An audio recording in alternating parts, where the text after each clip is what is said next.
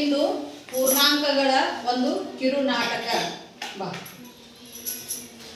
ನನ್ನ ಹೆಸರು ಮೇಘಾಭದ್ರ. ನಾನು ಓದುತ್ತಿರುವ ತರಗತಿ 7ನೇ ವರ್ಗ. ನಮ್ಮ ಶಾಲೆ ಹೆಸರು KBS ನಾಗನೂರು. ನಾನು ಸ್ವಾಭಾವಿಕ ಸಂಖ್ಯೆ. ನನ್ನನ್ನು n ಸಂಕೇತದಿಂದ ಸೂಚಿಸುತ್ತಾರೆ. ನನ್ನನ್ನು ಇಂಗ್ಲಿಷ್ನಲ್ಲಿ ನ್ಯಾಚುರಲ್ ನಂಬರ್ಸ್ ಎಂದು ಕರೆಯುತ್ತಾರೆ. ನನ್ನಲ್ಲಿ 1, 2, 3, 4 ಮುಂದಿನ ಎಲ್ಲ ಸಂಖ್ಯೆಗಳು ಒಳಗೊಂಡಿರುತ್ತವೆ.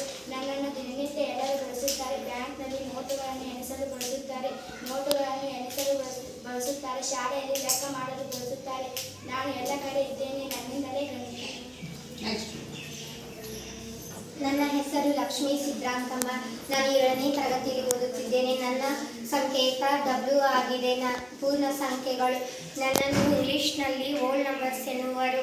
ಭಾರತೀಯರು ನನ್ನನ್ನು ಕಂಡುಹಿಡಿದಿದ್ದಾರೆ. ಕಂಡುಹಿಡಿಯುವುದರ ಮೂಲಕ ಜಗತ್ತಿಗೆ ನನ್ನನ್ನು ಪರಿಚಯಿಸಿಕೊಟ್ಟಿದ್ದಾರೆ. ಅಂಕಿಗಳು ನನ್ನೊಂದಿಗೆ ಸೇರಿದಾಗ ಪೂರ್ಣ ಸಂಖ್ಯೆಗಳು ಆಗುತ್ತವೆ. ನನ್ನ ಹೆಸರು ಸುಜಾತ ಸಿದ್ರಾಮಪ್ಪ. ನನ್ನ ಶಾಲೆ ಹೆಸರು KBS ನಾಗನೂರು.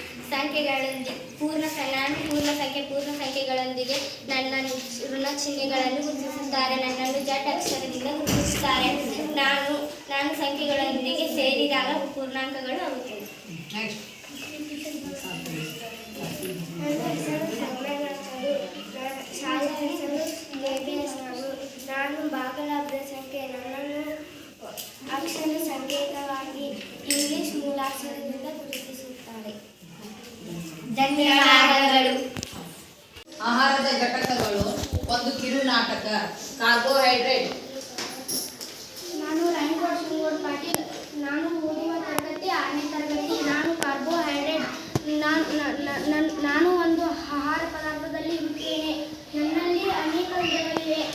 ಅದರಲ್ಲಿ ಒಂದು ಪಿಷ್ಟ ಮತ್ತು ಶರ್ಕರ ರೂಪದಲ್ಲಿ ಇರುತ್ತೇನೆ.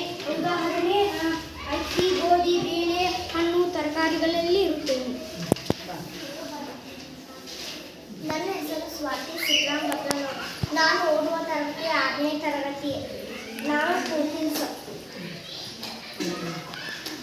ಅಮೇಲನ ಆಮ್ಲದಲ್ಲಿ ನಾನು ಇರುತ್ತೇನೆ.